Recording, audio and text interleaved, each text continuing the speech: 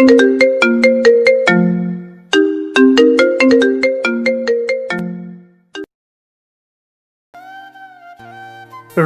এক এক করে ব্লাউজের বোতাম খুলছে। ফর্সা বুকটা রুহির খুব সহজেই বের হয়ে আসে।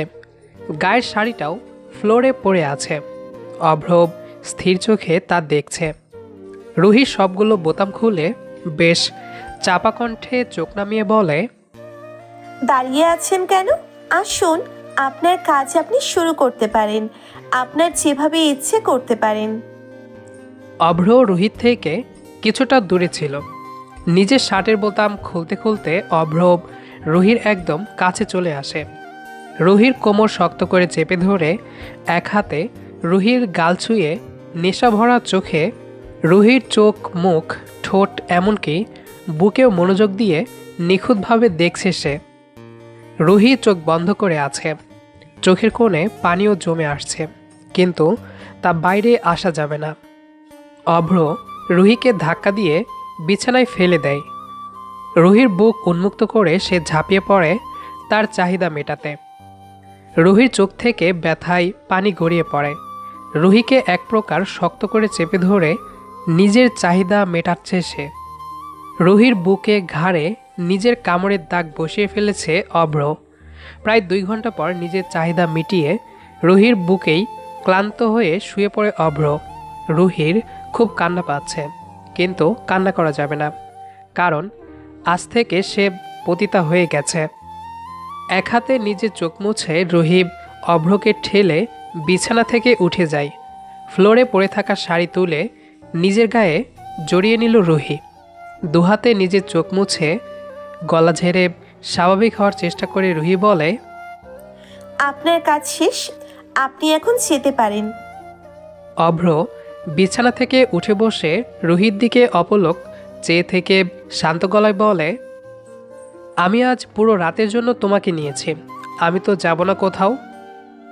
রুহি কিছু বলতে পারে না।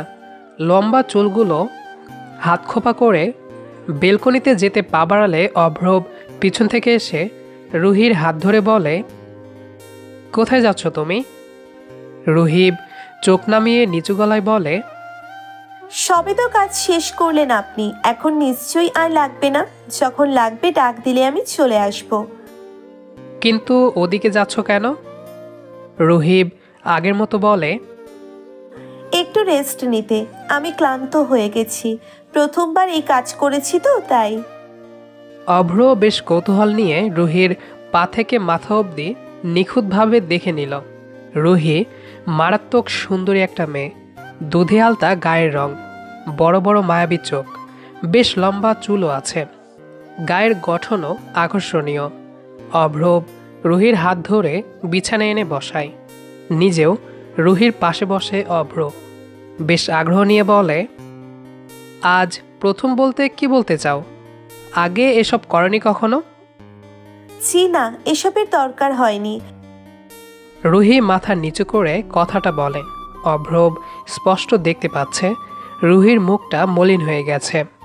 অভ্র ভেবে পায় না রুহির মতো এত সুন্দরী একটা মেয়ে এই পথে কেন। রুমের হালকা সোনালি আলোয় রুহির ফর্সা ঘাড় স্পষ্ট জ্বলজ্বল করছে। অভ্র সেদিকে কিছু সময় তাকিয়ে থেকে চোখ সরিয়ে নিল। কৌতূহল নিয়ে রুহিকে বলে, তুমি এই পথে কেন এসেছ? তোমাকে তো ভালো ঘরের মেয়েই মনে হয়। রুহির এবার চোখ থেকে কয়েক ফোঁটা পানি ফেলে দিল। একটা ঢোক গিলে ধরা গলায় বলে, আমার অনেক টাকার দরকার ছিল, চাকরি করতে চেয়েছি, কিন্তু সবাই খারাপ প্রস্তাবই দিত আমাকে। তারপর রুহি থেমে গেল। অভ্র ভুকুচকে বলে, তারপর কি? থামলে কেন তুমি? রুহি কিছুটা প্রসঙ্গ বদলাতে চেয়ে বলে, আপনি এসব ছেড়ে কি করবেন? আপনার কাজ আপনি করলেই তো হলো। অভ্র রুহির গাল ছুঁয়ে শান্ত গলায় বলে, আজকের জন্য তোমাকে কিনেছি আমি। আমার সব কিছুর উত্তর দিতে তুমি বাধ্য, তাই যা জানতে চাই বলো। রুহি অভ্রের এই শান্তভাবে বলা কঠিন কথায় বেশ ভীতু হলো। একটু চুপ থেকে বলে, আসলে বাবা মারা যাওয়ার পর মা অসুস্থ শরীর নিয়ে চাকরি করে সব খরচ চালাতে পারে না। বাসায় শুধু আমি আর মা থাকি। ইদানিং মা অসুস্থ খুব। বাসা ভাড়া, সংসার খরচ, তার উপর আমার পড়াশোনা চালানো সম্ভব না, তাই পড়াটা ছেড়ে দিয়েছি। মাও চাকরিতে যেতে পারছে না সেভাবে। আমি যেখানেই চাকরি করতে চাই সবাই খারাপ চোখে তাকায়, বাবার বয়সী থেকে সবাই। একদিন আমার খালাতো ভাই বাসায় আসে, আমাকে চাকরি দেবে বলে বিক্রি করে দিতে চায়। সেখান থেকে আমি পালিয়ে গেলেও আমাকে আবার ধরে।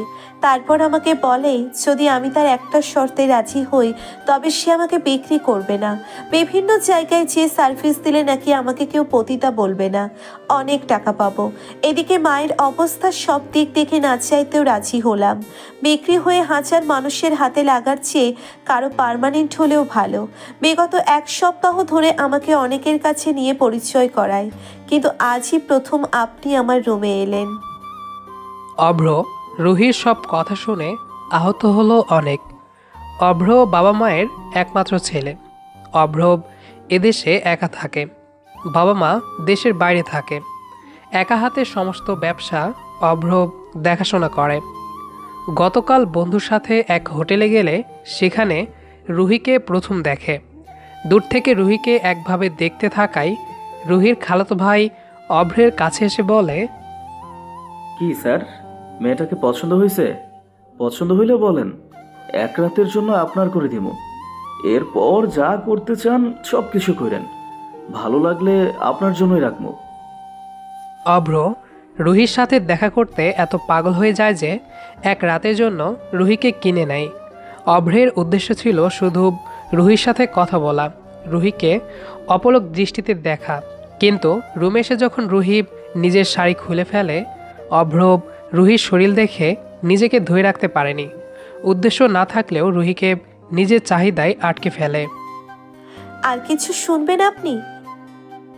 অভ্র রুহির কথায় ধ্যানের রাজ্য থেকে ফিরে আসে।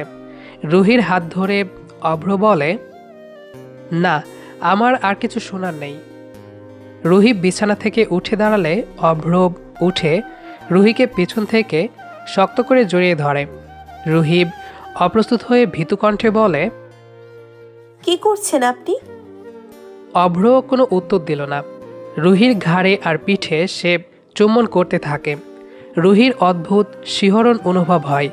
রুহি কেঁপে ওঠে বারবার। অভ্র দ্বিতীয়বারের মতো রুহিকে আবারও বিছানায় এনে নিজের চাহিদা মেটালো। রুহি চাদরে নিজের শরীর ঢেকে শুয়ে আছে। অভ্র একই চাদরে রুহিকে জড়িয়ে আছে। রুহির চোখ থেকে পানি পড়ছে। অভ্র তা বুঝতে পেরে রুহির চোখ মুছে কোমল কণ্ঠে বলে, আসলে নিজেকে সামলাতে পারেনি, তাই এমন হয়েছে। খুব লেগেছে তোমার? রুহি কিছু বলে না। হাত ঘড়িতে তাকিয়ে দেখে ভোর হয়ে এসেছে। অভ্রকে যেতে হবে বাসায়। অভ্র এবং রুহি দুজনেই রেডি হয়ে নেয়। অভ্র যাওয়ার সময় রুহির হাতে কিছু টাকা দিয়ে বলে, এখানে 5,000 টাকা আছে, আর তোমার ভাইয়ের কাছে 10,000 দিয়েছি। আজ থেকে তুমি শুধু আমার বিছানায় আসবে, আর কারো না। আমি অন্য কারো হাতে নিজের পছন্দের জিনিস তুলে দিতে পছন্দ করি না, এটা মনে রেখো। অভ্র কথা শেষ করে রুম থেকে চলে যায়। রুহি বিছানায় বসে টাকা নিয়ে চোখ থেকে কয়েক ফোঁটা পানি ফেলে দিল। কিছু সময় পর রুহির খালাতো ভাই রুমে এসে হাসি দিয়ে বলে, কিরে, তুই তো একদম পুরাই ছক্কা মাইরা দিলি। স্যার তো তোরে পার্মানেন্ট করে নিব রে। খুব ভালো খুশি করছিস তুই। এই নে ধর, এখানে 5,000 আছে। 5,000 তোর আর বাকিটা আমার। রুহির হাতে আরও 5,000 টাকা দেয় সে। ক্লান্ত শরীরে রুহি বাসায় ফিরে আসে। ফ্রেশ হয়ে কাঁদতে থাকে রুহি। কিছু সময় ঘুমিয়ে রুহি বাজার থেকে আজ ভালো ভালো বাজার আর মায়ের জন্য ওষুধ কিনে আনে। দুপুরে ভালো ভালো খাবার দেখে রুহির মা অবাক হয়ে প্রশ্ন করে, তুই এসব পেলি কোথায় মা?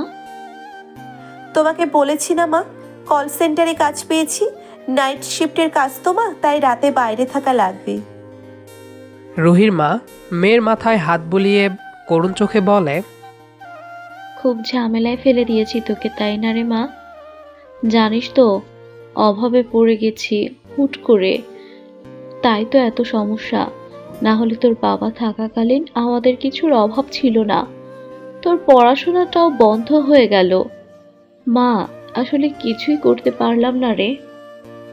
রুহি চোখে পানি চলে আসে, মাকে জড়িয়ে ধরে বলে, এভাবে বলছো কেন মা? এই যে দেখো, আমি তো আগের মতো সব ঠিক করে দিচ্ছি মা। দেখবে আমাদের আর অভাব থাকবে না জীবনে। অভ্র ফ্রেশ হয়ে অফিসে আসে। সবাইকে কাজ বুঝিয়ে দিয়ে নিজের কেবিনে বসে একটু রেস্ট করার প্রস্তুতি নেয় অভ্র। চেয়ারে গা এলিয়ে দিতেই চোখ বন্ধ করে রুহির মুখ কল্পনা করে অভ্র।